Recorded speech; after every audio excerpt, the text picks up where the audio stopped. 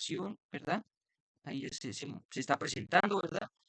Y está quedando el audio, eh, y ya está grabando, listo. Quiero confirmar que todo quede bien y no pase nada. Bueno, entonces empezamos.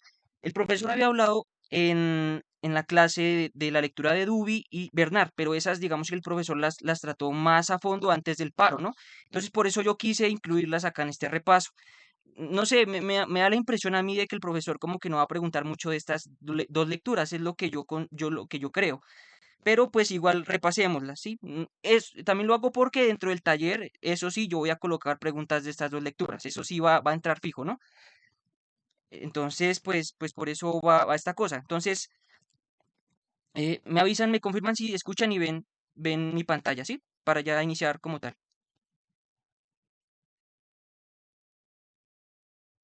¿Sí? Sí, sí, se ve. ¿Sí? ¿Perfecto o no? Sí, sí, se ve perfecto. Listo, listo, listo. ¿Se me escucha bien la voz o se escucha trabado? Se escucha cortado, mejor dicho.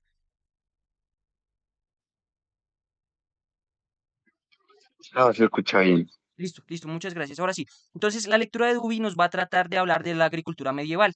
¿En qué años? En los años 900 y 1500. Tengan presente ese periodo que, digamos que son los textos que el profesor, los periodos que el profesor suele abarcar en esos textos. Nos da, en principio, una introducción. Entonces, nos habla que sí, que hay una unidad, sí, que la civilización europea tiene una unidad. ¿En qué sentido? En que hay una unidad con respecto a la religión.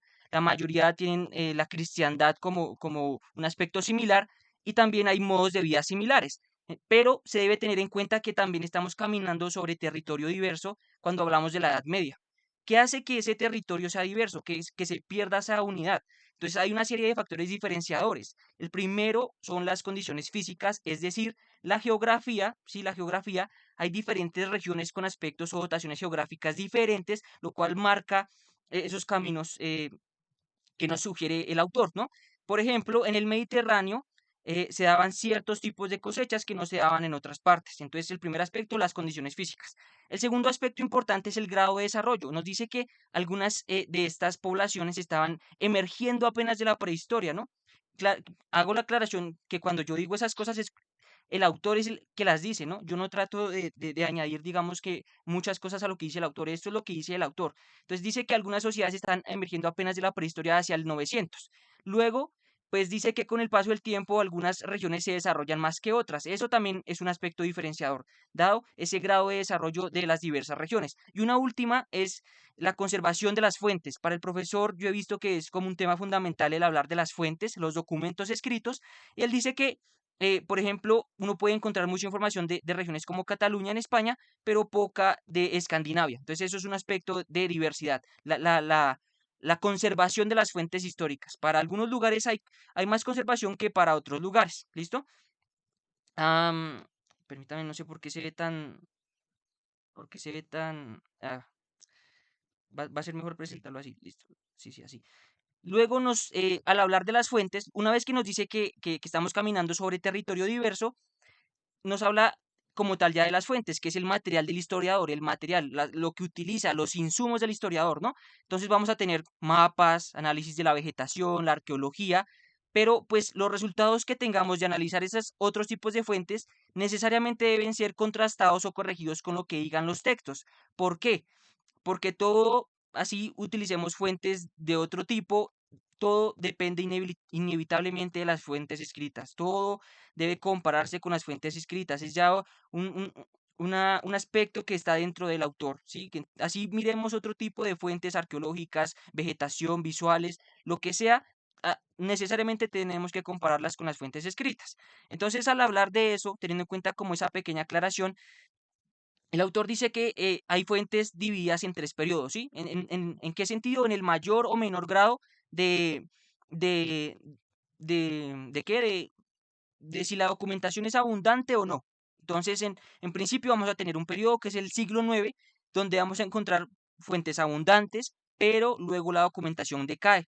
A medida de que el imperio de Carlomagno iba declinando. Entonces, por ejemplo, como la documentación iba ligada a los imperios, en este caso el de Carlomagno, a medida que ese imperio iba declinando, y a su vez iba pasando con la documentación. Entonces, tenemos esa primera etapa. Sin embargo, ¿qué pasaba? A pesar de que las fuentes iban decayendo, el redactar inventarios de los señoríos y de los vasallos todavía persistía. Entonces ya vamos a mirar qué es eso de los señoríos y los vasallos.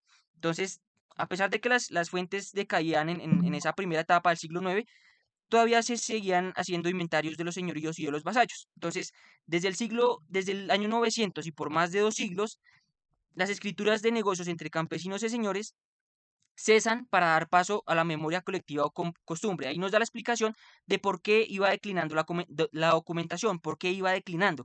Y resulta pues que ya se dejaban de hacer registros escritos para pasar todo a que fuera memoria colectiva, ¿sí? De que se iba pasando de generación en generación y se iban convirtiendo en costumbres. Entonces eso es una de las razones que el autor pone para que las fuentes declinen. Adicionalmente dice que las élites, por ejemplo las instituciones religiosas, dejaron de llevar cuentas de sus administraciones de las posesiones. Eso también fue otro elemento que estuvo ahí por debajo de lo que estamos hablando. Entonces, las élites dejaron de llevar cuentas en la administración de sus posesiones. Ese es otro elemento importante. ¿Listo? Eso nos afecta también. Vamos a la siguiente. Esta primera lectura, si quieren vayan tomando apuntes porque esto lo pregunto ahorita en el quizzes, ¿listo? O vayan tomándole captura, como sea que lo tengan, ¿listo? Porque estas diapositivas ya están actualizadas con base en las que les pasé de primeras, ¿listo? Entonces, ¿qué más nos dice Duby? Nos sigue hablando de los periodos, ¿no? Recuerden que estábamos en ese marco, los periodos. Entonces, aunque las élites mantuvieron sus propios archivos, estos no eran documentos administrativos, no era el insumo importante que eran documentos administrativos, por lo que hablan poco de los números y de la economía del feudo. Dado que no eran documentos administrativos, pues no se mencionaban los números ni la economía del feudo. Esa era pues la desventaja, ¿sí? Entonces, no se manejaban documentos administrativos, por lo tanto no nos hablaba mucho de los números y de la economía, que es lo que nos interesa. Adicionalmente, los documentos de esta época hablan del aumento de las donaciones a la iglesia y la estructura legal de la economía señorial. Entonces, eso es uno de los aspectos importantes. La iglesia tiene un papel preponderante, también cómo era la estructura legal de la economía señorial. Entonces, ¿qué deficiencias tiene esto, no? Las deficiencias de las fuentes de que sean escasas, pues es que ponen restricciones al conocimiento, ponen restricciones a lo que vamos a saber nosotros, ¿cierto? Por ejemplo, impide ver las diferentes relaciones que dan lugar a expansiones como la del siglo XIII. Entonces resulta que en el siglo XIII hubo una expansión, ¿sí? Acá el texto, digamos, el centro de todo eso es esa expansión del siglo XIII y pues que no haya documentos, que no haya documentos nos impide ver esas relaciones, nos impide ver, digamos, todo eso que está por debajo de esa expansión, aunque hay dos excepciones. Entonces, el decline de las fuentes fue menos fuerte en Italia para el autor, según las consultas que hizo el autor para hacer el libro, fue menos fuerte en Italia, y el inventario de Guillermo el Conquistador es el primer elemento estadístico de economía rural en Europa. Entonces, ahí tenemos dos excepciones a ese declive que hubo en ese primer periodo, ¿no? Que fue menos fuerte en Italia y que el inventario que hizo este personaje, Guillermo el Conquistador, fue un elemento de los primeros elementos estadísticos sobre la economía rural en Europa. Luego pasamos al segundo periodo. El segundo periodo ya comprende 1150 y 1180, alrededor de, bueno, exactamente 30 años, ¿no? Entonces dice que el progreso cultural de los países desarrollados en Europa Occidental da el retorno a una relación detallada de los negocios. Entonces, ese desarrollo de los países permite volver a detallar mejor los negocios, cosa que no sucedió en el periodo anterior, ¿cierto?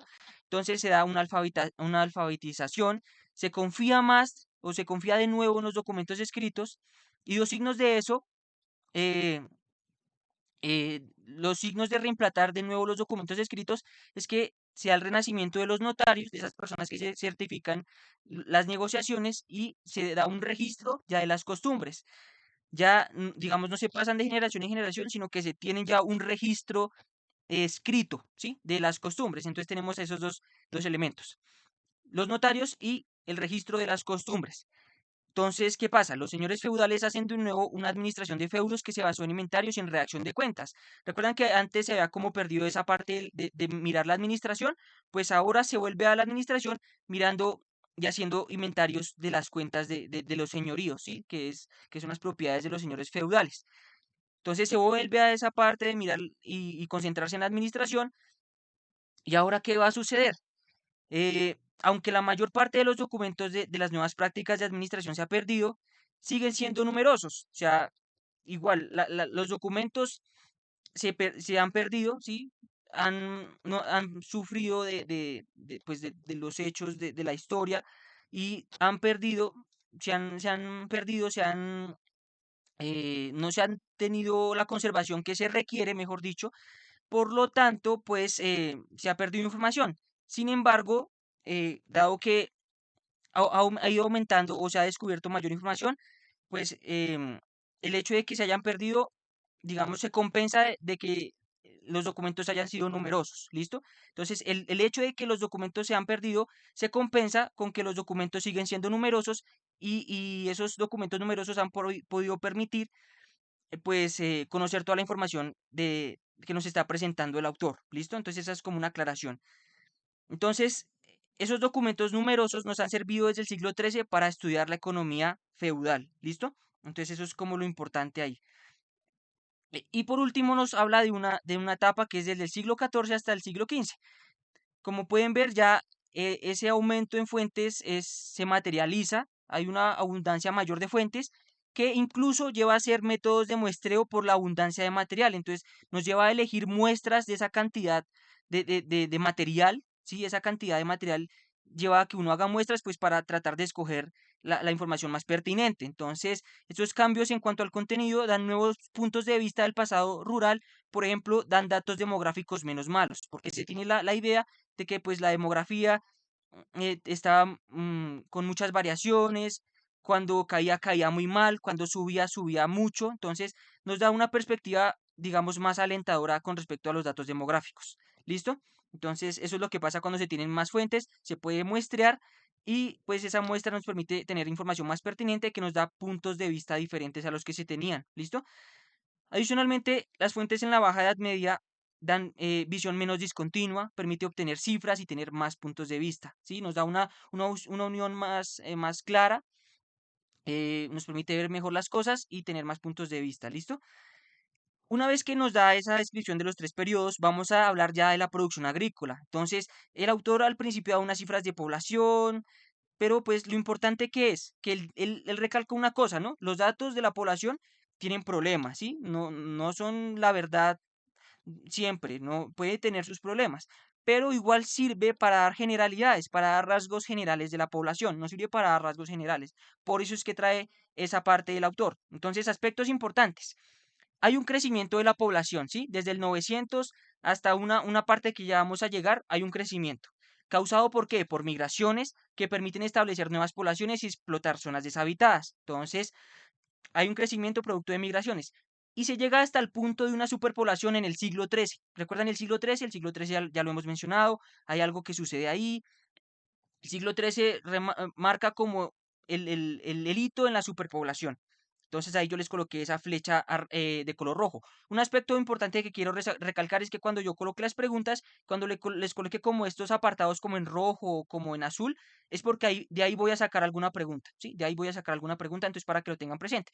Luego hay un descenso en la población, ¿sí? Entonces a partir del siglo XIII llegamos como un punto de quiebre, ¿sí? Donde hay un descenso en la población que coincide con ¿qué? Con malas cosechas de 1317 al 1319, depredaciones por la peste consume una cantidad de población, depredaciones por la guerra también, pero no fue en igual proporción en todos los lugares, entonces hay que hacer esa claridad, no fue en todos los lugares que se dio igual. El descenso afecta a aquellas regiones menos favorecidas desde el punto de vista agrícola, ¿sí? Entonces, si las personas o territorios estaban con desventajas agrícolas, sus territorios no eran productivos de forma agrícola, pues los iba a afectar más ese descenso, ¿listo? Entonces llegamos a una superpoblación, paramos en el siglo XIII y luego hay un descenso en la población, ¿listo? Luego hay un descenso en la población. Ese descenso, digamos que para en el siglo XV, ese descenso en población para en el siglo XV, donde se da lo siguiente. Entonces, en el siglo XV, aunque las zonas estaban menos pobladas que a final del siglo XIII, o sea, en el siglo XV se logra una recuperación, pero esa recuperación que se logra no lleva los mismos niveles a los que se llegó en el siglo XIII. Entonces, esa recuperación que se logra en el siglo XV es menor, no es al mismo nivel que en el siglo XIII, eso es lo que pasa ahí, ¿listo? Aunque se logra una recuperación, no es la misma que se logró o que se tenía antes del siglo XIII, antes de que se dieran todas estas em, elementos negativos, ¿listo?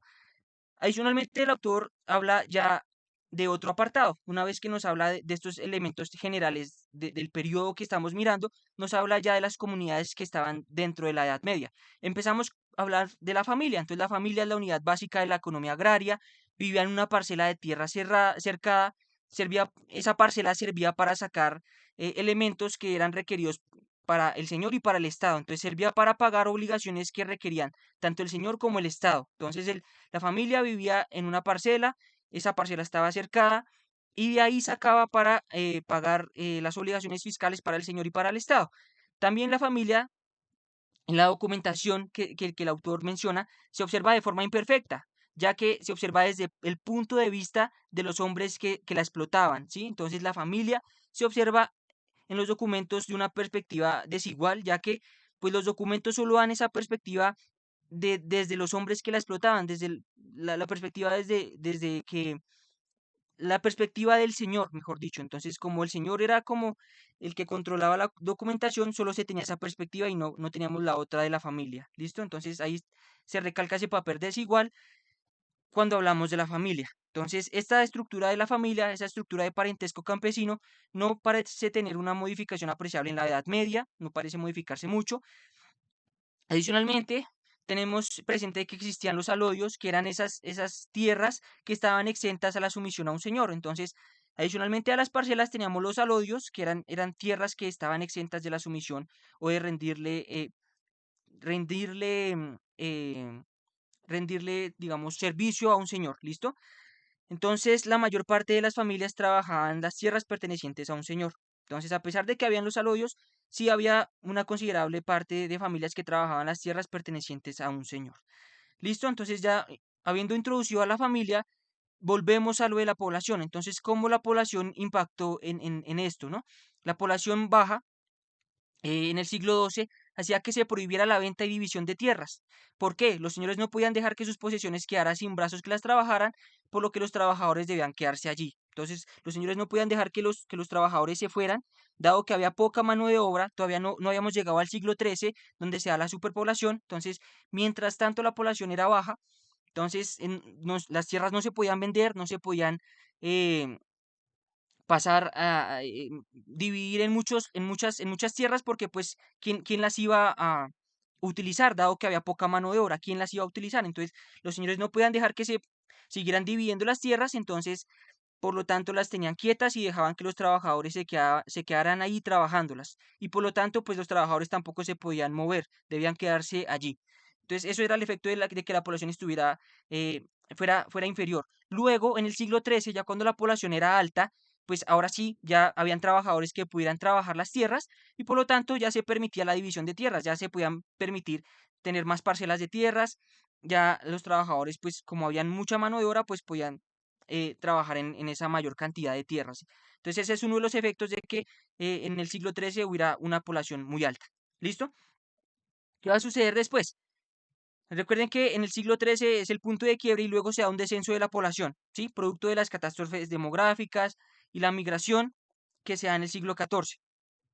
Esto llevó a aumentar los lazos familiares dada la necesidad causada por la desintegración de la estructura familiar. Para el autor es muy importante como esa unidad familiar. Entonces, el descenso de la población obviamente hacía que la familia se desintegrara, perdiera sus lazos familiares, fuera más individual, todo fuera más individual.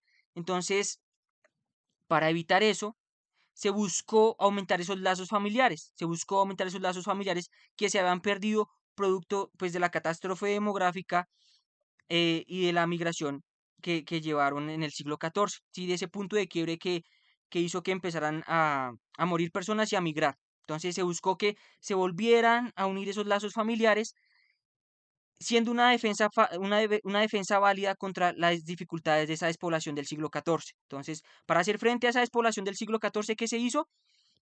Se trató de restaurar esos lazos familiares para que se pudieran efectuar mejor los trabajos dentro de, de los señoríos y el trabajo con las tierras, ¿listo? Entonces, para el autor era mejor que se dieran esos lazos familiares y que no se diera esa desintegración, era mejor, ¿listo? ¿Qué más podemos encontrar en la lectura de Dewey? ¿Qué más podemos encontrar? El estudio de los servants. Él dice que el estudio de los servants es difícil. ¿Por qué? Entonces, ahí nos dice que los servants eran una especie de esclavos. Entonces, ahí dice, en el siglo XI, los servidores están bajo el rótulo de la esclavitud. ¿Listo? Estaban obligados a obedecer al Señor y era un trabajo servil y forzado. ¿Listo? Entonces, en el siglo XI, los servidores están bajo el rótulo de la esclavitud, están obligados a obedecer al Señor y era un trabajo servil y forzado. Luego, luego de tener ese rótulo de los servants, se pasa, se relaja la tendencia y ya los vínculos de servidumbre en el siglo XIII cambian, como les mencioné, se relajan y ahora los siervos ya no trabajaban tanto bajo esa modalidad de esclavitud y de trabajo forzado, sino que a partir del siglo XIII eran contratados y pagados y obtenían raciones de grano y una asignación en moneda. ¿Listo? Entonces pasamos a tener unos siervos que trabajaban como unos esclavos, a pasar desde el siglo XIII a tener siervos que eran contratados y pagados. Acá, digamos, acá está literal, yo se los marqué para que revisen que, digamos, todo eso lo dice el autor, ¿listo? Una vez que hacemos ese contraste, vamos a ver otro efecto de la despoblación del siglo XIV. Eso llevó al incremento de sueldos, ¿cierto? Dado que había menos mano de obra, los sueldos subían, había una escasez de trabajo, se reducen los siervos domésticos, excepto en Inglaterra. Es como la excepción, se reducen los siervos domésticos. Ese es uno de los efectos de la despoblación. Adicionalmente, los documentos indican la diferencia respecto a la superficie y cantidad de trabajadores de las unidades familiares dependientes de un mismo señor. Resulta que los documentos dicen que no hay uniformidad, había diferencias respecto a la cantidad de trabajadores que trabajaban en unidades familiares de un mismo señor. No necesariamente iban a ser las mismas cantidad de trabajadores en las mismas unidades familiares, sino que eso podía diferir, eso podía diferir. Eso era una cosa que él resalta de los documentos. Como pueden ver, tanto para el profesor como para las lecturas que él nombra, es muy importante las fuentes y los documentos porque nos va a permitir contrastar y ver resultados importantes. También esas diferencias que nos dicen los documentos eran mayores en el uso de animales de trabajo. Entonces hay algunas unidades que tenían mayor uso de animales de trabajo en comparación con otras que tenían menor uso de animales de trabajo.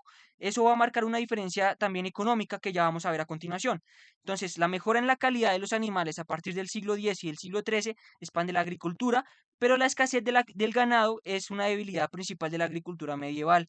O sea, hay una escasez de ganado, todavía no hay una abundancia de ganado y eso hace que se afecte la agricultura medieval en ese periodo. También, como pueden ver acá, yo dejo marcado en rojo para que ustedes se den cuenta que de ahí pueden salir preguntas o son cosas que me parecieron importantes desde la lectura.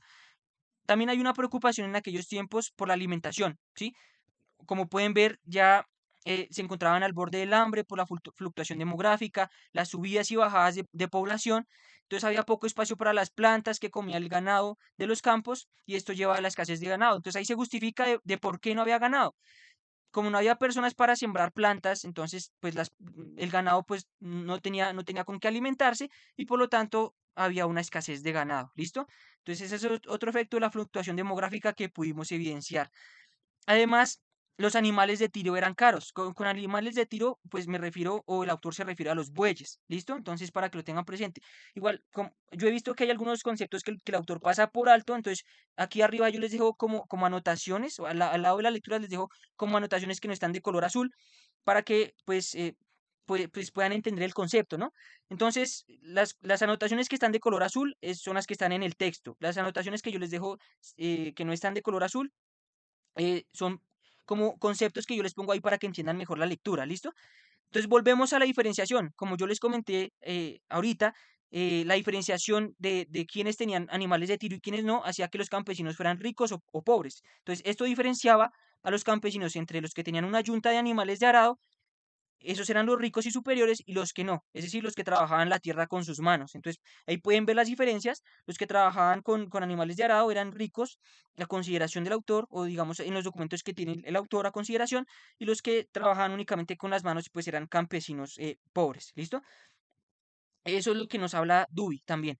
Entonces, también nos volvemos a la fuerza de trabajo, ya pasamos de los animales y volvemos otra vez a la fuerza de trabajo.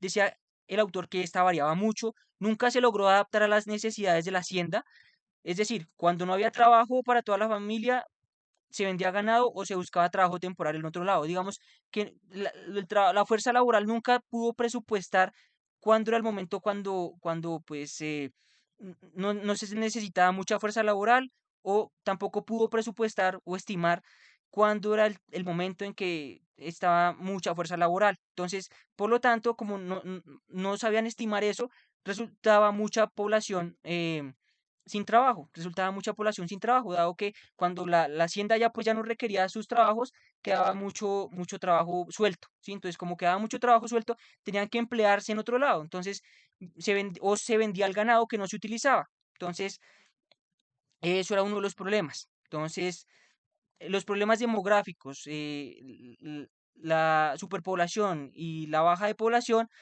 pues no pudo acoplarse a las necesidades de la hacienda y esto hacía que pues hubiera mucho remanente o mucho sobrante de trabajadores. El sobrante de trabajadores buscaba emplearse en otro lado o buscaba vender sus bienes pues para poder solventar sus necesidades, ¿cierto? Entonces, en los meses invernales, las ciudades estaban llenas de campesinos que ofrecían su trabajo a los artesanos.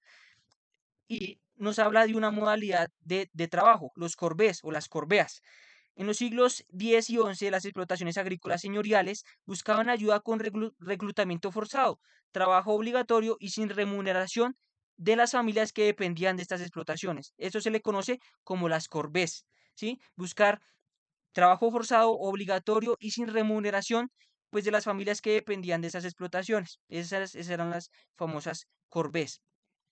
Acá lo menciona el autor también, ¿listo? Acá lo menciona acá, las corbés. Ahí, listo, acá.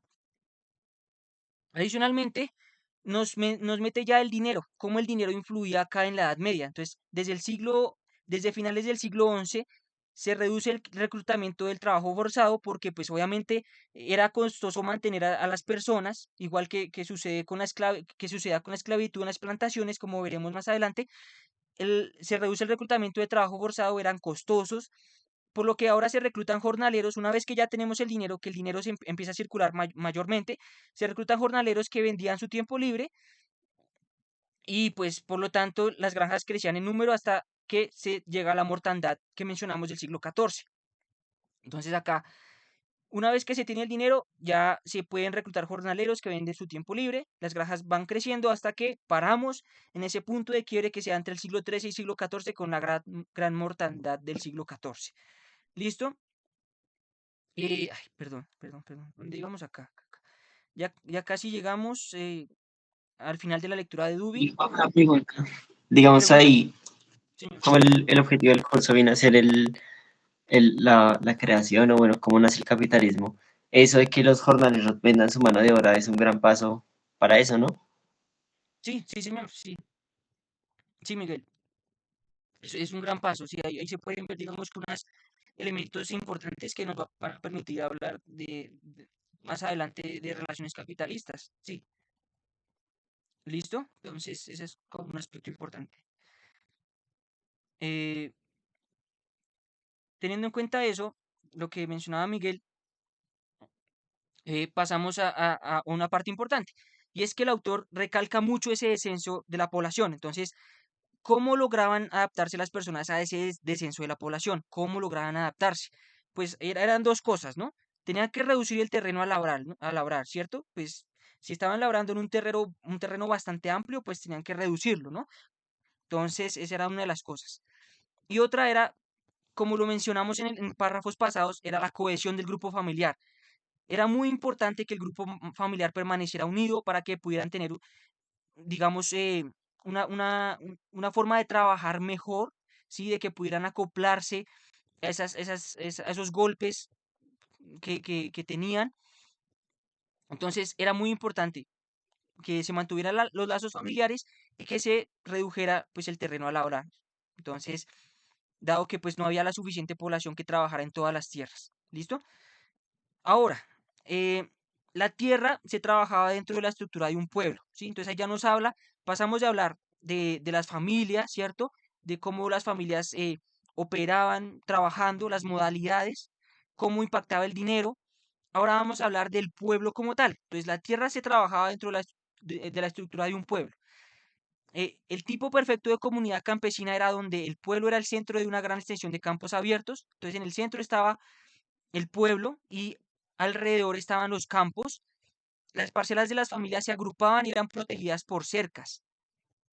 Entonces, afuera de esas cercas estaban en torno a ese núcleo de casas y huertos donde cada familia era un dueño y señor, se hallaba el anillo de tierras arables que no estaba cercado. Entonces tenemos un centro que estaba lleno de casas y huertos y donde estaban las parcelas de las familias y que estaban cercadas y por fuera de esas cercas, ¿cierto? Estaban las tierras arables, que ya era donde empezaban a trabajar y como hemos mencionado en la clase o el profesor ha mencionado, el crecimiento que se daba en la Edad Media era extensivo, es decir, se utilizaban más factores de producción, ¿cierto? Entonces, para tener más producto, pues tocaba utilizar más tierra. No es como el crecimiento intensivo, que el crecimiento intensivo no necesariamente necesita utilizar más tierra, sino que se vale de la productividad y de las mejoras tecnológicas para con un mismo factor sacar más. ¿Sí? Sacar más con menos. ¿Listo? Eso es el crecimiento intensivo. Mientras que el extensivo sí necesariamente tenía que pues derribar bosque, utilizar terrenos no utilizados pues para tener más producción, ¿cierto? Entonces tenemos que en el centro estaban las familias con sus parcelas protegidos por una cerca y afuera estaban las tierras arables. Recordemos que la cerca hacía o permitía que pues se generara una cohesión, ¿cierto? Entonces ahí lo podemos conectar con esa cohesión del grupo familiar. ¿Listo? ¿Qué otra cosa? Ya hablamos de las tierras, entonces vamos a hablar de que este sistema agrario estuvo difundido entre los siglos X y XI en Europa. Y la característica, pues como lo hemos evidenciado con la solidaridad, los lazos, era la solidaridad comunal campesina. Había como lazos de mancomunidad, de confianza, de prosperar, digamos que, no prosperar, sino de acompañarse todos ahí dentro de sus territorios. Entonces, esta tendencia a la concentración de asentamientos fue producto de la evolución de la agricultura. Entonces, gracias a la agricultura y a su evolución, las viviendas se van juntando y se fueron aproximando, por ejemplo, con la explotación de los cereales. Una vez que los cereales tienen una mejor explotación, se utilizan mejoras agrícolas, pues las viviendas van juntándose más, ¿listo? Para poder trabajar en conjunto. Ahora, una vez que vemos que se resalta ese lazo de, de solidaridad, vemos que estos llegan a un punto en que se aflojan. ¿Por qué? Porque hay unas diferencias económicas en el interior de la sociedad campesina. Entonces, finalmente esos lazos de comunidad, dadas algunas situaciones, pues se aflojan, ¿sí? Ya se vuelven menos solidarios y se conducen a divergencias entre pobres y ricos y a conflictos internos. Entonces, ese separatismo que más o menos se da en el siglo XIII, si bien el siglo XIII es como un punto de quiebre, yo no sé si lo pregunta el profesor o lo pregunto en algún punto del bono, se llega como a un punto de quiebre ahí. Entonces, llegamos a un nuevo sistema, se pasa del campo abierto, ¿se acuerdan que antes estaba todo abierto? A un nuevo sistema que es el bocage, que es esa tierra dividida en parcelas mediante cercas. eh, ya no van a estar todas protegidas por una sola cerca, sino que cada una va a estar protegida por su propia cerca, ¿sí? Cada parcela va a estar protegida por su propia cerca, si pierde esa mancomunidad, si pierde esa solidaridad, y cada una va a estar en su propio sentir. Entonces, va a tener un individualismo agrario que favorece la cría de ganado. Entonces, esa va a ser como una de las ventajas. Ahora se va a poder favorecer, dado que cada parcela está separada, la cría del ganado. Entonces, estas nuevas técnicas de administración llevan a la dispersión de las familias campesinas. Entonces, alrededor del siglo XIII se pasa de la solidaridad como a un separatismo, las familias se separan más, se dividen ya por cercas en las parcelas, se da un individualismo agrario y llevan a una dispersión de las familias. ¿Qué más sucede? Entonces, los sistemas del cultivo. Una vez que hablamos de todo eso, nos vamos a hablar de qué determina los sistemas de cultivo. Entonces, la organización de la producción agrícola estaba determinada o basada en la dieta. En este caso, el grano y los cereales. Esto en el siglo X. Si ven que como para cada apartado, él va comenzando desde el principio y va terminando ya en el siglo XV. comienza en el siglo X y en el siglo XV. Así hacemos también con los sistemas de cultivo, que es otro apartado. Entonces, vemos que la agricultura evoluciona en conjunto con la cría del ganado. O sea, ahí tenemos dos elementos que van evolucionando en conjunto, la agricultura y la cría del ganado. Pero, ¿qué pasa? Pero la cría del ganado fue menor e insuficiente que la agricultura, es decir, no creció en la misma medida que la agricultura, es decir, el elemento importante acá fue la agricultura. La cría del ganado, según el autor acá lo podemos ver, fue menor. Acá la cría del ganado siempre fue marginal y claramente insuficiente y- en comparación a la agricultura, ¿no? A pesar de que evolucionaban en conjunto, una evolucionaba más que la otra, o se tenía más, tenía más poder que la otra, que era la agricultura, ¿no? Entonces, eh, la agricultura con cereales, que es el elemento importante, ¿cierto? En los países desarrollados se trastorna por la mejora en los estándares de vida aristocráticos y urbanos. Entonces, se empiezan a demandar otros alimentos, como el vino, ¿cierto?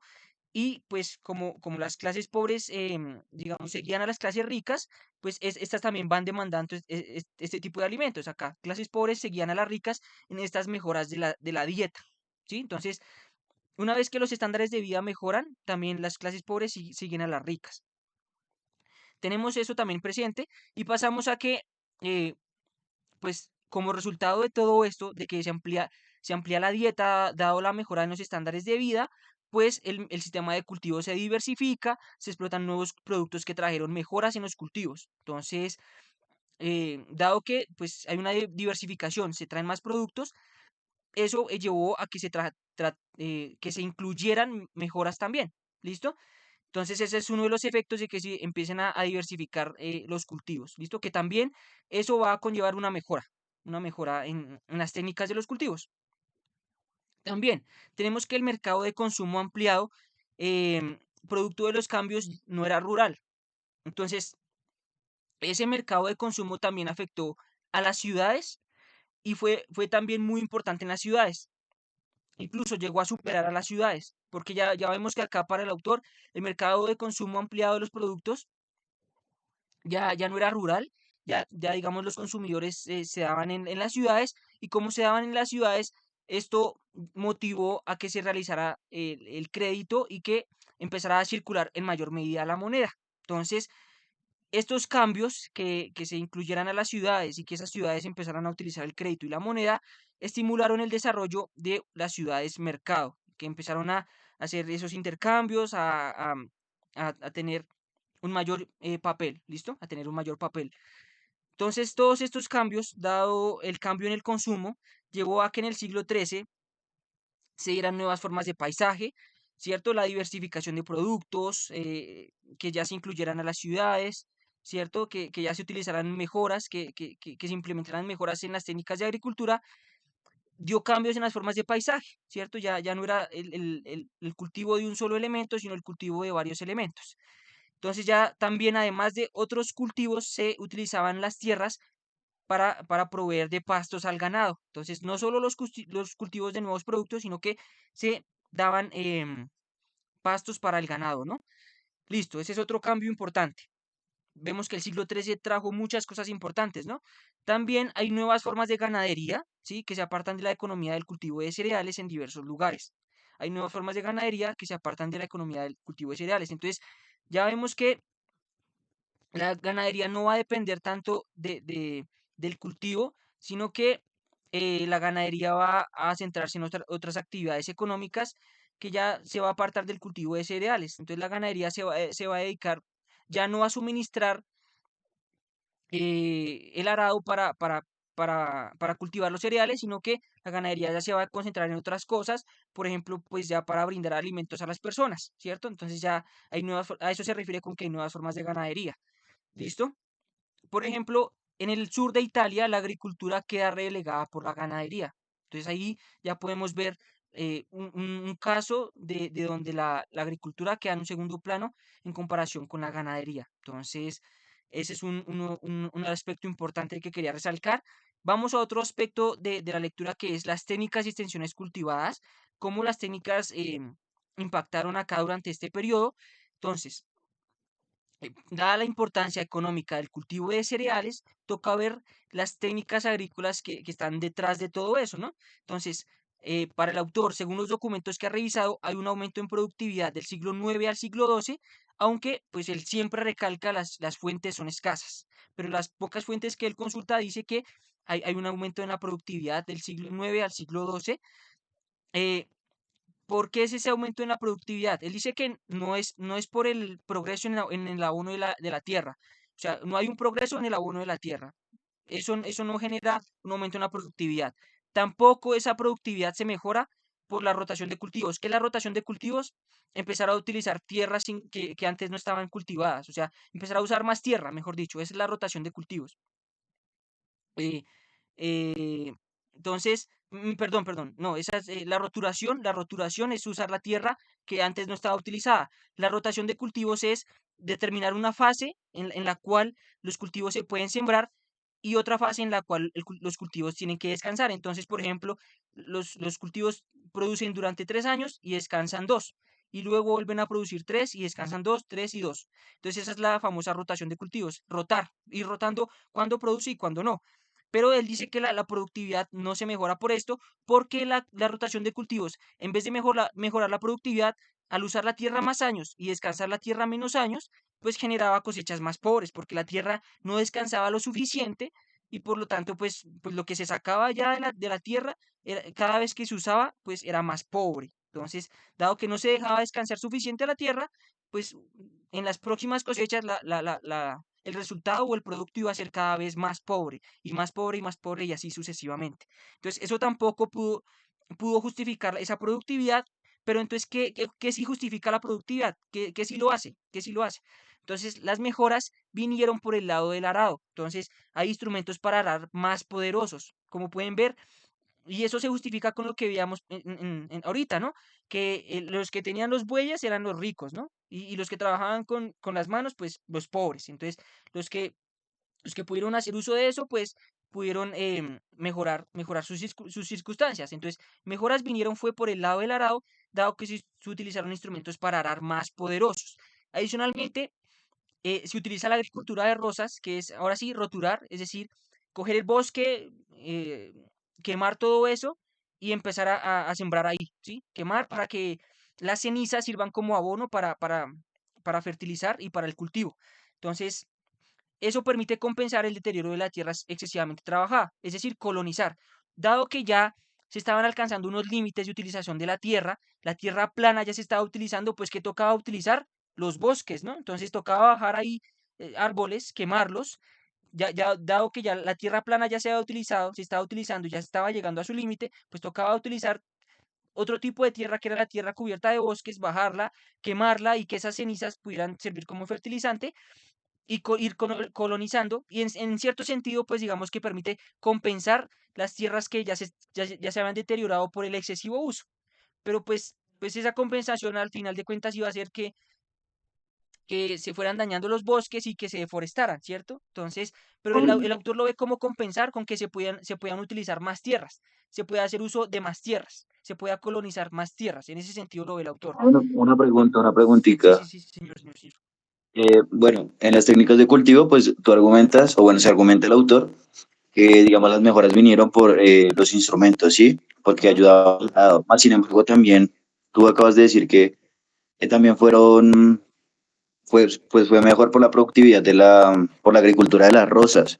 Pero a mí me causa la duda sobre si la agricultura de las rosas no es lo mismo que la rotación de cultivos, o es muy Sí, similar, sí, ¿no? Porque es fase a fase. es lo mismo, o sea, porque tú con eso vas a coger más tiempo para sembrar, ¿sí?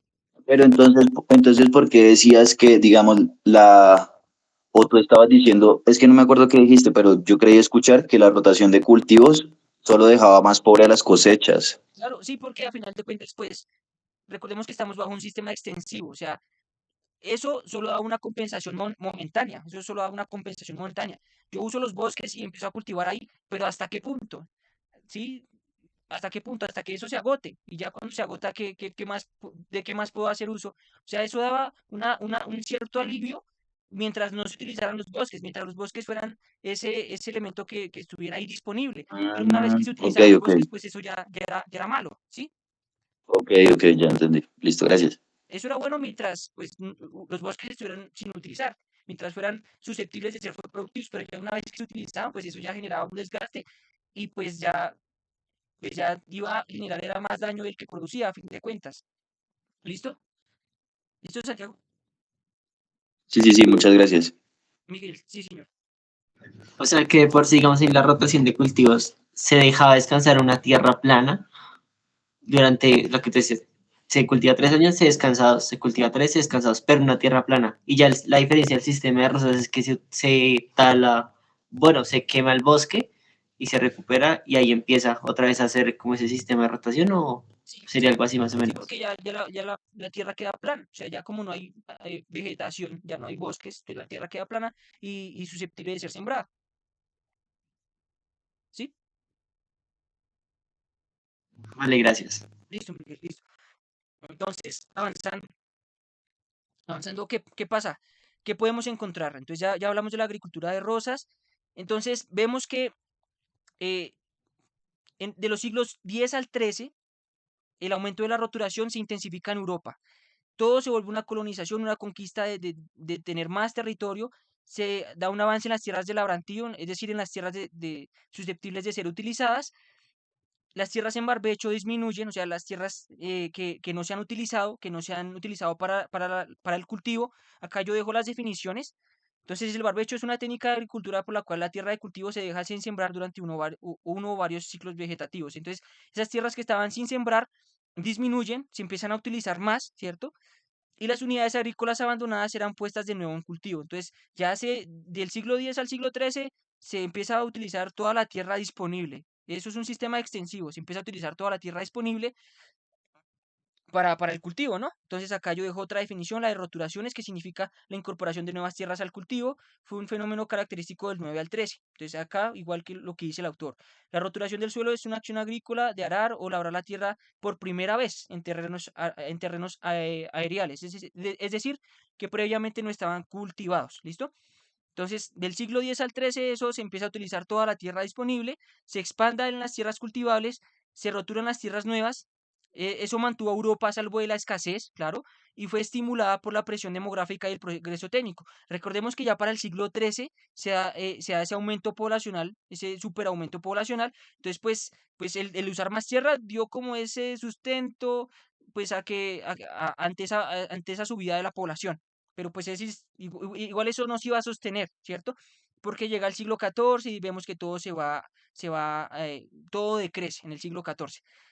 Sin embargo, entonces, antes de llegar a eso, vemos que gran movimiento de la roturación de tierras que respaldó el crecimiento de la población es un rasgo decisivo del periodo estudiado. O sea, y esa es como la conclusión. Un rasgo decisivo del siglo III, del siglo X al XIII es la roturación de tierras. La puesta en producción o la puesta en utilización de tierras que antes no habían sido utilizadas o que se habían dejado quietas, ¿cierto? Entonces, la expansión de tierras llega a su fin en el siglo XIII, todas las tierras ya estaban en producción. Vemos que en el siglo XIII se hace punto de quiebre, ¿cierto? Siglo XIII. ¿Y qué pasa? En la segunda mitad del siglo XIII y comienzo del XV, la escasez de tierra fue más aguda, porque ya no podían utilizar más, entonces ya no podían utilizar más tierra llana, ya no podían seguir utilizando bosques, ya todo eso ya lo habían utilizado. Entonces los precios de la tierra ascendían, la tierra ya por ende valía más, dado que ya era más escasa, ¿no? Los campesinos sin tierra aumentaban, las parcelas disminuían. Esto sumado a la superpoblación trajo efectos negativos como el hambre, la desnutrición, epidemias y finalmente llega el descenso demográfico de 1350. Eso ya no se pudo sostener, tocaba repartir la misma torta, la misma tierra, la misma torta entre mucha gente. Pues, ¿qué pasaba? Que la gente pues necesariamente iba a morir de hambre, de desnutrición, de epidemias, guerras, diferentes tipos de elementos. Entonces, pues llegamos al descenso demográfico de 1350.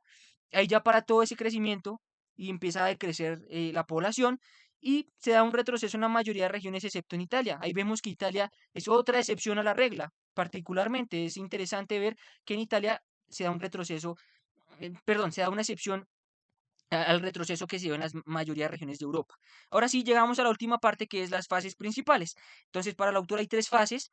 Es difícil de establecer porque la transición sucedía en distintas épocas para las regiones. Como él lo mencionó al principio, pues pudo ser que para España fueran una época, para Italia fueran otra época, algunas estaban en la prehistoria. O sea, el autor hace una afirmación al punto de decir que algunas estaban en la prehistoria, estaban tan atrasadas que están en la prehistoria. Entonces es difícil, pero aunque es difícil, el autor estima que hay dos zonas de transición que determinan las tres fases, ¿no? Entonces, la primera zona de transición es las últimas 2 décadas del siglo XII y la otra el primer cuarto del siglo XIV, que es cuando se da esa disminución demográfica, ¿no?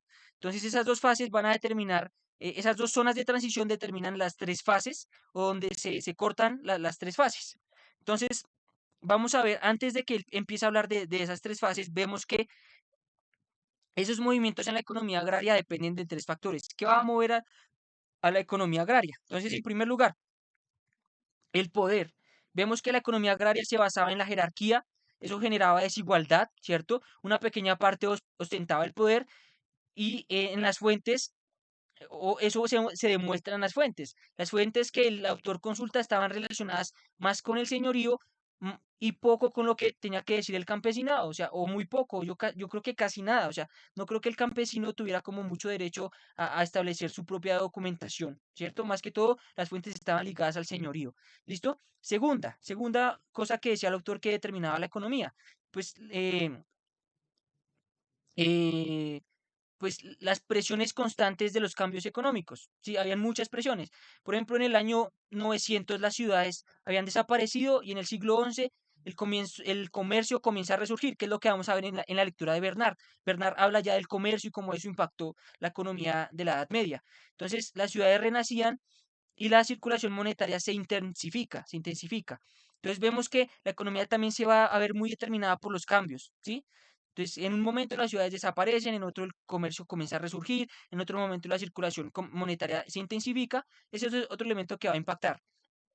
Un último, la mejora en las técnicas fiscales. Entonces, los recaudadores acá es vuelven, más insistentes y exigentes. Caen más cargas sobre la economía feudal. Entonces, los efectos de eso es que se amplía la brecha económica entre el campo y la ciudad. La ciudad está menos oprimida por el peso de los impuestos, a diferencia del campo. El campo, para el autor, está con un mayor peso de los impuestos, no solo de los impuestos del Estado, sino de los impuestos o las cargas que le imponía el señor al siervo, ¿no? Entonces, una vez da como todo ese contexto, pasamos finalmente a las etapas. Entonces, la primera, de los años 900 a 1180, que es de alta incertidumbre por la falta de documentos, la información depende del señorío, especialmente de lo que diga la iglesia, ¿cierto? Entonces, dada esa falta de documentos, pues dependemos de muy pocas fuentes y esas fuentes están muy parcializadas, ¿sí? Es lo que diga el señorío o lo que digan pues las élites en ese caso, ¿listo? Entonces, ¿qué nos muestra esa poca documentación? Que hay una costumbre de hacer donaciones a la iglesia entre el siglo X y el siglo XI y el de dividir herencias. Y esto hace, estas donaciones a la iglesia y el de dividir las herencias, hace que las fortunas de la aristocracia se vaya consumiendo, ¿cierto? Se vaya consumiendo. También, dado esto, pues hay transferencias en la dirección opuesta para compensar el empobrecimiento de las familias pobres y también de la nobleza, de las familias nobles pobres, pues hay transferencias de la iglesia a esas familias nobles que se han ido empobreciendo, ¿listo? Entonces, podemos ver como un intercambio ahí entre esas dos elementos que nos dice la documentación. Adicionalmente, eh, la documentación dice la forma como se crean los pueblos. Entonces, los pueblos se dan por la creación o por la interacción de dos señores. Entonces, el señor laico, que era el que abría el bosque y el que permitía que se colonizaran las tierras, y el señor eclesiástico, que era el que tenía el dinero, ¿no? El que proporcionaba el capital y reclutaba los brazos para el trabajo. Entonces, la manera de que se crearan esos pueblos que mencionamos antes, ¿no? Era pues por medio de dos personas, el señor laico, que abría el bosque, y el otro, pues, que proporcionaba el capital y los brazos para el trabajo. Adicionalmente, eh, eh, los documentos nos muestran que hay un momento que se pasa de la administración directa a la administración indirecta por parte de los señores.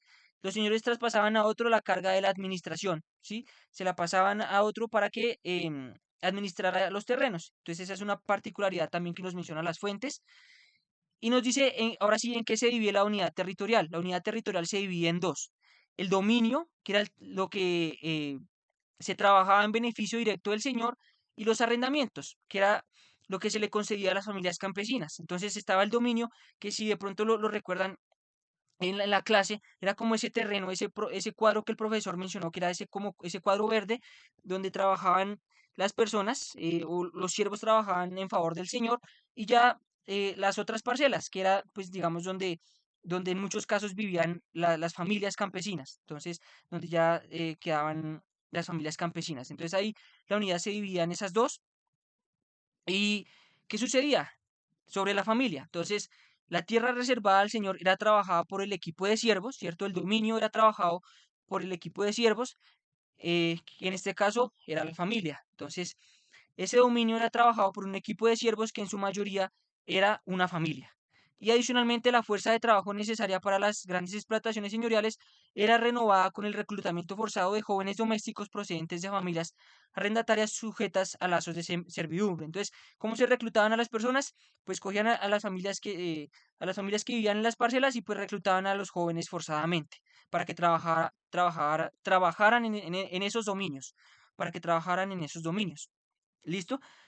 Entonces, vemos que durante esa expansión demográfica, ¿sí? Durante lo que sucede del 900 al 1300, durante esa expansión demográfica y esas conquistas agrícolas, ese hecho de utilizar más tierra, los arrendamientos de la tierra crecen, claro, y estos cambios en el siglo XI llevan al aumento del dinero y surgen los negociantes, es decir, un agente comercial entre la ciudad y el campo. Entonces, dado que empieza a haber más población, empieza a haber más movimiento agrícola, pues eso genera que empiece a aumentar la circulación del dinero y pues surjan esa clase de los negociantes. Acá yo vuelvo a colocar pues de pronto la corbea, que es la corbea. Entonces la obligación de trabajar gratuitamente en las tierras del noble o del señor feudal, y era impuesta a los siervos, era una prestación personal servil. Entonces tenían que trabajar ahí obligatoriamente y gratuitamente en las tierras del noble o del señor feudal. Esa es la corbea, que también la vimos en la parte pasada. ¿Qué pasó más durante este periodo? Otro cambio fue la disminución de precisamente este sistema de explotación de las corbeas por la mejora en el arado y por la facilidad para reclutar trabajo remunerado. Como lo vimos, dado que ya se empezaba a utilizar el dinero, pues era más fácil reclutar el trabajo remunerado y además también ese sistema de la corbea era muy costoso, el sistema de la corbea era muy costoso, entonces era preferible, digamos, contratar ya al trabajador para que pues se empleara en los territorios del señor. Por ejemplo, Qué pena te ese sistema del interrumpo. sur de Europa, en el sur de Europa van desapareciendo. ¿Hay alguna pregunta? Sí, sí, sí. ¿Por qué decías que la Corvea le salía muy costosa? Porque pues se supone que la Corvea era como un trabajo forzado y sin remuneración, Claro, claro, pero pero igual tocaba bien. mantener, era como si estuvieran Ah, ok, esclavizados las personas, tocaba mantener a las personas, ok. alimentarlas, proporcionarles Sí, su manutención, elementos ¿no? Por eso de salía tan trabajo. costoso. ¿Sí? Ok, listo, gracias. Listo, listo. Entonces, en ese sentido, digamos que era costoso porque pues tocaba pues darles todas las elementos para que pudieran emplearse. Listo, ese sistema va decayendo y en el sur de Europa va desapareciendo. Eh, una vez desaparecen, vemos la continuación, la obligación de los arrendatarios no libres de trabajar en algunos días gratuitamente desaparece en el siglo X. El cambio de las corbeas respecto al siglo IX, que fue donde partimos, se da un cambio. Ahora eran menos duras, ahora las entregas se hacían en dinero para redimir los servicios de los trabajadores, ¿cierto? Entonces ya se podía pagar las prestaciones de los trabajadores en dinero y eran menos duras que en un principio.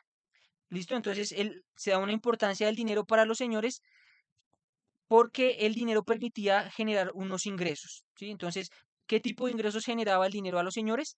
En primer lugar, los impuestos sobre las ventas fueron menos excepcionales, o sea, se dieron más impuestos sobre las ventas y esos impuestos los terminaba teniendo el señor. Ahorita vemos por qué. En segundo lugar, otra fuente de ingresos importante es que las rentas fijas en dinero a partir de 1150 reemplazaron los pagos en productos de la cosecha. Entonces ya no se pagaba en especie, ya no se pagaba con productos, sino que se pagaba en dinero. Y eso aumentaba, pues, obviamente, los ingresos a los señores. Y otra fuente es que, aunque el sistema de las Corvées aún se mantenía, seguía proporcionando, ya como se empezó a implementar el dinero, una parte pequeña de dinero. O sea, ahí lo menciona. Aunque ya con la inclusión del dinero, este sistema se fue disminuyendo, aún seguía teniendo una pequeña importancia como para proporcionar ingresos a los señores, pero pues era muy poca. Entonces ahí lo menciona. Los corbés también proporcionaban dinero a los señores, pero en una pequeña cantidad. Entonces esas eran como las tres fuentes importantes que le daban de ingresos a los señores. ¿Listo? Entonces eso hacía que se llegara a lo siguiente. Entonces, dado que ya hablamos de las fuentes de los ingresos, eso hacía que el autor hable de los elementos más rentables para los señores. ¿Qué eran los elementos más rentables que les producían mayores beneficios dentro de estos tres elementos de acá? ¿Qué eran los elementos más rentables? En primer lugar, los grandes dominios, que era donde trabajaban pues los siervos, que más le daba grandes beneficios a los señores. Em, Instalaciones a disposición de las familias de sus vecinos. Por ejemplo, los señores podían tener molinos, panaderías, y esos molinos y panaderías eran usados por otras familias, por otros vecinos, que pues le proporcionaban ingresos al señor. Entonces, la gente tenía que comer, la gente tenía que vestirse, la gente tenía que hacer uso de los molinos y pues eso le generaba ingresos a los señores. Y otra fuente eran los diezmos que en lugar de ir al obispo terminaban donde el señor. Entonces, de una manera, el señor usaba sus estrategias para que los diezmos, en lugar de ir a la iglesia, a los obispos, terminaran donde el Señor. Entonces, el crecimiento de los beneficios de estos dos últimos eh, fue, fue apalancado o fue ayudado también pues por el crecimiento de la población. Si la población crece, pues también se va a tener mayores diezmos, se van a tener mayores molinos para usar, mayores panaderías para usar, ¿cierto? Se va a tener un progreso, una roturación de la tierra, es decir, se van a utilizar más tierras y se van a tener mejoras en los estándares de vida del campesino. ¿Por qué? Porque los campesinos pues comían más, utilizaban más ropa y pues eso generaba a su vez que los ingresos o los beneficios del señor aumentaran, los señores feudales tuvieran un mayor beneficio. Entonces este aumento justifica la opulencia o el, el- digamos el papel importante de los aristócratas de la época. ¿Listo? Entonces ya vimos que estos son los elementos más rentables para los señores dentro de todos los ingresos que podían tener. Importante, las nuevas formas de explotación de hombres también, durante esta época se dan nuevas formas de explotación de los hombres que trabajaban la tierra y de transferir los excedentes de producción rural a los ricos. También se dan nuevas formas de explotación. También se da una disolución de la autoridad pública que lleva al feudalismo. Ahora, digamos, se exigían impuestos a cambio de la protección del ocupante del castillo. Entonces había un ocupante del castillo y las personas venían a esa persona, a ese castillo, a pedir protección. Y pues el ocupante del castillo para dar esa protección exigía impuestos. También el ocupante del castillo o las personas o los señores feudales podían establecer multas por violar la paz que se imponían a las familias. Entonces, si las familias generaban algún tipo de conflicto o se peleaban entre ellas, el dueño del castillo podía imponer multas y entonces ahí se beneficiaba de eso. Entonces imponía multas a las familias campesinas que vivían en el área cubierta para la protección y esos impuestos se fijaban a capricho del señor. El señor era libre de poner todos los impuestos que quisiera y la magnitud de ellos. Estos impuestos obviamente eran más onerosos que los deberes de arriendo. Entonces, estos impuestos por la protección eran más fuertes que lo que se pagaba por el hecho de usar las parcelas en donde vivían los campesinos. Entonces el hecho de tener la protección era más caro que el hecho de pagar por tener esa parcela donde el campesino podía vivir y producir para su subsistencia, ¿no? Entonces ese era un aspecto importante. También resalta que se generan las cartas de costumbres, que eran las que definían qué impuestos se deben pagar y eh, eh, estas cartas definen que los impuestos se pagan en dinero en Francia desde el siglo XII. O sea, ya vemos una pequeña, ¿qué? Un pequeño antecedente ya de cómo se pagan los impuestos. Entonces vemos que en Francia se empiezan a pagar en dinero desde el siglo XII. ¿Y qué definía qué impuestos pagar? Las cartas de costumbres. Las cartas de costumbres que eran documentos escritos. Vemos que no toda la clase señorial, no todos los señores se beneficiaban de esos tributos, solo los más poderosos, solo ese pequeño número de señores que habían heredado derecho a jefatura y a castigo en un territorio. O sea, contrariamente a lo que uno pensaría, el autor menciona que no toda la clase señorial se beneficiaba de los tributos, sino los que tenían más poder sobre los demás, ¿sí? Los que habían heredado un derecho a la jefatura y al castigo en un territorio determinado. Entonces, una vez terminada esa etapa, pasamos a la siguiente, pasamos a la de 1180 a 1320, que se caracteriza porque ya se tiene más información. eh, ¿Qué más pasa? Hay una influencia de la economía urbana, dado ese crecimiento económico, debido a que también las ciudades se hacen más grandes. Entonces, la creciente demanda de productos y alimentos y materias primas incrementó el progreso de la economía rural e intensificó el papel desempeñado por los mercaderes, las ferias, la moneda y el crédito. Entonces, esa demanda creciente de alimentos incrementó que la economía rural, incrementó el progreso de la economía rural e intensificó el papel desempeñado por mercaderes, ferias, moneda y crédito. Entonces, ¿qué pasó? Cada explotación agraria, excepto las pequeñas, porque las pequeñas no poseían nada, no poseían nada, solo podían vender su trabajo. eh, Solo las explotaciones agrarias grandes se volvieron accesibles al comercio porque tenían que intercambiar, tenían que intercambiar. En cambio, las pequeñas, como no poseían nada, pues solo podían vender su propio trabajo, solo podían vender su mano de obra, ¿sí? Entonces, las grandes sí generaban un producto y eh, como generaban un producto, pues podían intercambiarlo y acceder al comercio. Las consecuencias de esto, pues al acceder al mercado se pierde la solidaridad económica y la cohesión familiar. Entonces es un efecto, que ya la gente accediera al comercio, pues la hacía tener una iniciativa personal, la llevaban a probar suerte en otro lado, a regatear precios.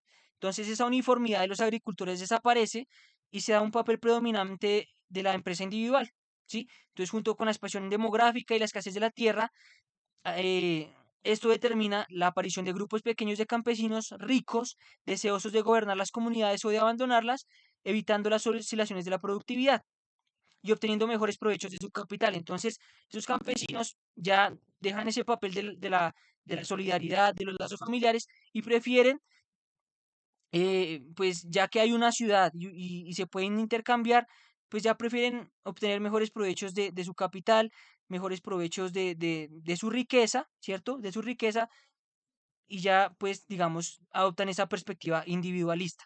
Ya se pierde como esa solidaridad entre campesinos y ya prefiere cada uno seguir por su lado, a tener sus propios negocios y invertir de mejor manera sus cosas. Entonces, por otra parte, pues hay una amplia proporción de campesinos que se vuelve pobre, quedando a merced de la explotación. Entonces, pues hubo otra parte que no corrió con tanta suerte, una parte campesina que sí, que era la rica, que sí logró pues separarse y seguir ese sueño individual, pero otra sí se quedó a la merced de la explotación.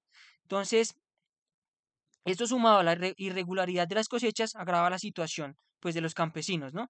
Dado que ya nos estamos acercando o ya estamos en el 1300, que es donde se dan todos esos fenómenos de guerras, de pestes, de problemas agrícolas, pues ya vemos que los campesinos se ven más cargados por todo esto. Finalmente llegamos a esta parte. Los pobres se vuelven presa de los prestamistas, ¿cierto?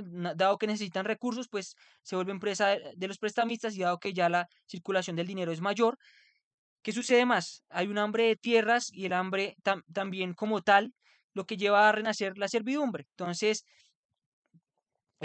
dado que pues los campesinos se están volviendo más pobres, nos estamos acercando a esos problemas económicos, pues los lleva a volver a situaciones de servidumbre como las que vimos en el siglo IX o en el siglo X, ya que los llevaban a venderse casi que gratuitamente, ¿cierto? Casi que gratuitamente. Entonces volvemos a ese tipo de servidumbre y se da esta nueva situación. Entonces esa nueva situación lleva a que el sentido del provecho en los señores sea máximo, ¿cierto? Los señores se vuelven más ambiciosos, cambio de actitud, empiezan a oprimir y a cobrar al máximo, aunque el código caballeresco estaba en contra de eso, condenaba el amor al dinero. O sea, ya a los señores no les importaba que fueran en contra de los códigos, ya lo que les importaba era sacar el mayor provecho posible. Y entonces, ¿Qué otras personas desarrollan el lucro? Los intermediarios, los señores, las personas que hacían intermediarios entre la parte rural y la parte urbana. Entonces esos señores que hacían de intermediarios entre señores y campesinos con el comercio urbano, pues también se van lucrando, también se van nutriendo de ese sueño individualista, ¿no? También nos menciona que pues eso hizo que hubiera un poco cambio en la distribución de tierras en la aristocracia. El que más sufrió fue el campesino fue el que se afectó más, ¿cierto? Fue el que se volvió pobre, el que estuvo a merced de la explotación y el que pues tuvo una distribución más inequitativa de la tierra. Y lo que llevó pues a sufrir más, ¿cierto? ¿Qué pasó? Que eventualmente mucha parte de la nobleza se endeuda y esas deudas llevaron a que, perdón, a que se volviera a una administración directa. Es decir, se pierde la administración indirecta, ya los señores prefieren, perdón, los señores prefieren perder esa parte que habíamos mencionado de que dejaban a otros la administración y vuelven a la administración directa. Entonces prefieren volver a concentrarse en sus negocios, prefieren volver a retomar ellos como parte de sus negocios como actores principales y evitan volver a delegar a los demás. Es una característica que resalta el autor. Después vemos que las grandes explotaciones agrícolas y los grandes señoríos tenían mejores condiciones económicas, ¿sí? Solo las grandes, vemos que las pequeñas no, las pequeñas explotaciones apenas podían vender su fuerza laboral. Entonces, esa presión demográfica eleva el precio del producto agrícola y desciende el nivel de salarios, ¿cierto? Dado que hay mucha gente, estamos llegando al punto de que ya no da abasto todo, hace que suba el precio de los productos agrícolas, todo se vuelve más caro, toda la gente empieza a demandar más, todo se vuelve más caro y a su vez, pues como hay tanta población, pues los salarios disminuyen, ¿sí? Ya no hay cómo pagarle a tanta población en salarios. Estas grandes explotaciones tenían mejores beneficios y el control del calendario agrícola, lo que coloca a los grandes señoríos en posición hegemónica sobre la economía campesina. Entonces, los únicos que se beneficiaban de toda esta situación eran las grandes plantaciones porque podían utilizar toda la mano de obra que quisieran y podían seguir explotando a la economía campesina. Llegamos al siglo XII, donde las grandes explotaciones agrícolas y los grandes señoríos no eran administrados por los propietarios, sino que se dan concesiones largas. Entonces, vemos que se vuelve otra vez a la administración indirecta. Entonces, se vuelve a la administración indirecta, ya los señores vuelven a dar concesiones a otras personas. Para los señores ese sistema les permitía traspasar a otros la carga, ¿sí? Para ellos, digamos que era una carga demasiado grande, entonces si la pasaban a otras personas les permitía, digamos, alivianar un poquito eso. Y para las personas sobre las cuales recaía esa carga, ¿sí? Las personas que recibían esa carga, este sistema era útil porque les permitía ascender económicamente y también les permitía ascender a una posición incluso de señor, de dominar y de volverse rico. Entonces ahí era un sistema en donde se beneficiaban ambas partes. Los señores que pasaban la administración y las personas que recibían esa administración para ser los nuevos administradores o los administradores delegados. Entonces ambos se beneficiaban, los señores porque pues eliminaban un poquito esas cargas, los administradores porque pues podían ascender de posición podían ascender de posición. Por último, vemos que esos distintos métodos de administración indirecta eran usados más que todo para el cultivo de la vid y para la ganadería. ¿Listo? Mientras que, ¿en qué sentido? Porque se utilizaban concesiones cortas para este tipo de cultivos de productos. Entonces, a su vez, en este tipo de concesiones, ¿qué pasaba? Se proporcionaban los factores de producción y se compartían riesgos y beneficios. Entonces, estas nuevas formas de administración, sumadas a la administración indirecta, había otra forma de administración que era compartir riesgos y beneficios. Esa es otra nueva forma de administración que se ideó ya al final de este periodo. Además de la administración indirecta, de la delegación, otra forma era compartir los riesgos y los beneficios. Era otra forma de administración. ¿Listo? Que es algo que vamos a ver en la lectura de Bernard. ¿Listo? Otra cosa importante, en los años 1320 a 1440, Yo creo que ya no alcanzamos a hacer la lectura de Kula, yo creo que la dejaríamos para la siguiente monitoría. Hoy alcanzamos a hacer esta y la de Bernard y hacer el juego y ya terminaríamos. Y ya la siguiente, igual la lectura de Kula es como la más densa y ya las otras me parecen que son más sencillas.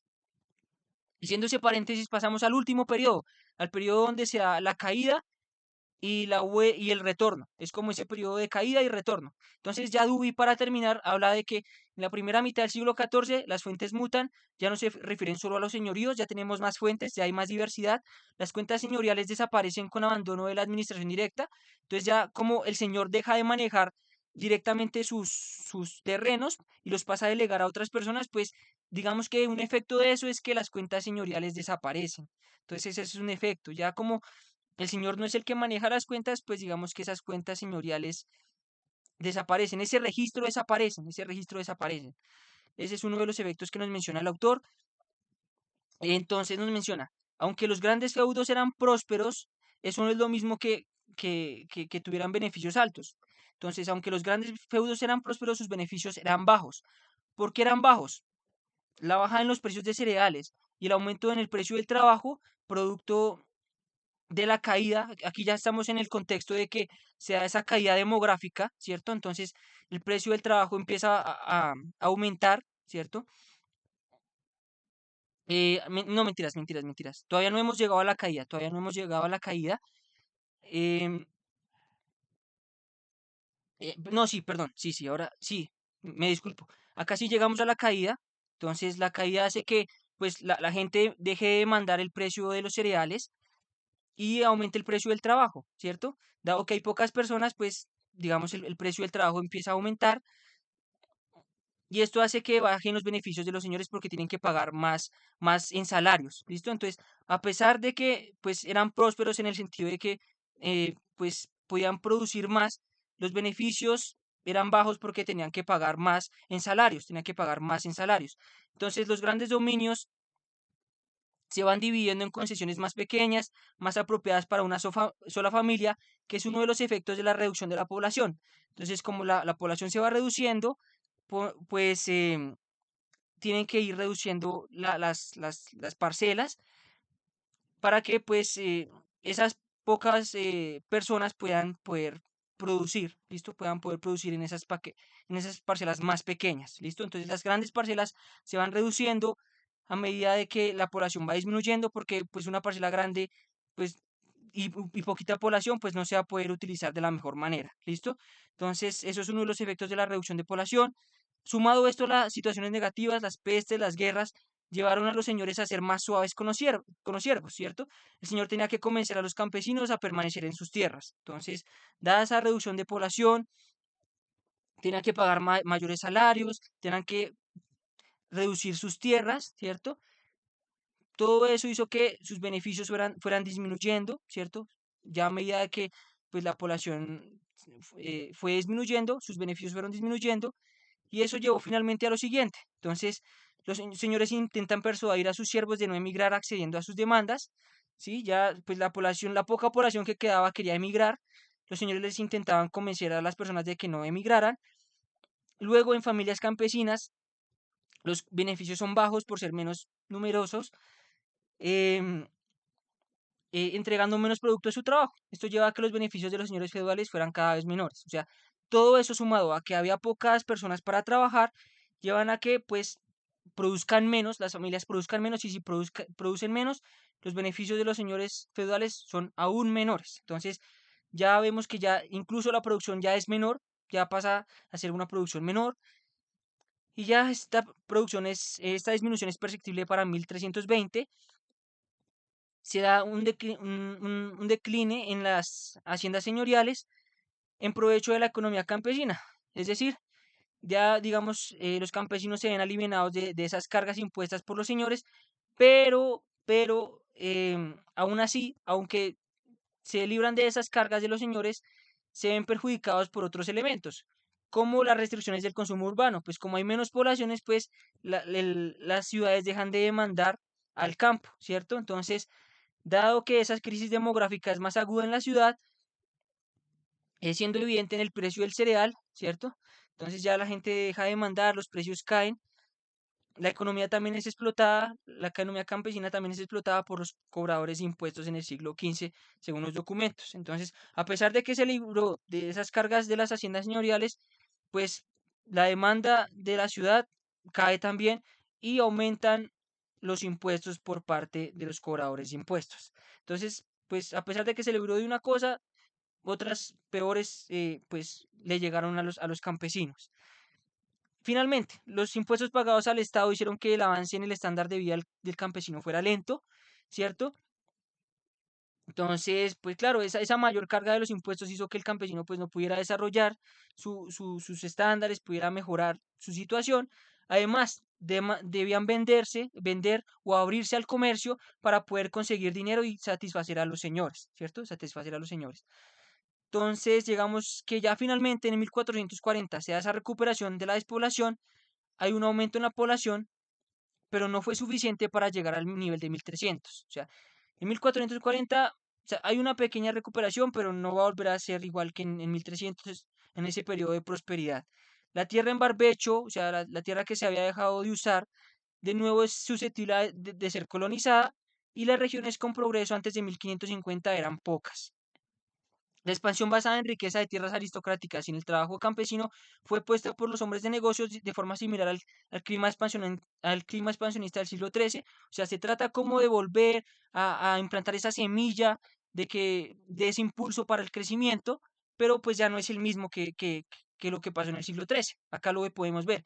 Este nuevo rasgo de progreso no consiguió sino hasta el siglo XVIII impulsar la producción, disponibilidad de productos de la tierra y densidad de asentamientos agrarios hasta el nivel alcanzado antes de 1300 durante el movimiento de conquista rural, que fue la base del florecimiento de la civilización medieval. O sea, esa semilla que trataron de hacer estos negociantes en 1440 no fue tan fuerte como para llegar a los niveles de 1300, sino que ese crecimiento solo se pudo dar hasta el siglo XVIII, hasta el siglo XVIII, ya pues con una revolución industrial, producto de las máquinas que ya pues digamos no tenía nada que ver con estos elementos o ya tenía muy poca relación con estos elementos que habían llevado a esa primera prosperidad, ¿cierto? Y ya con eso termina esta lectura de Dewey, con eso termina esta lectura de Dewey. Eso es lo que sucede con la lectura de Dewey. Em, bueno, no pensé que esta lectura fuera tan larga. Quería proponerles, pues, no sé, entonces, ¿qué sugieren? ¿Hacemos la lectura de Bernard o hacemos el quizzes, el Kahoot, el juego de preguntas? A ver, En el Kahoot también está Bernal. sí, sí, señor, sí, Santiago. Mm. Entonces, ¿hacemos la de Bernard o la dejamos para la siguiente y hacemos el quizzes, lo que ustedes digan?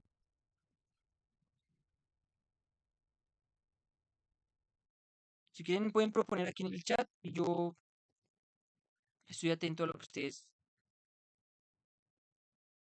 La de Bernard es 6 páginas, seis. Ustedes me dicen, o sea, Bernard, 1, 2, 3, 4, 5, 6, 7 páginas. Pero creo que también me puedo demorar un poquito, sí. Es que yo pensé que esta lectura era más sencillo, pero no, me estoy viendo que es más largo, más largo. Entonces, pues, ustedes me dirán.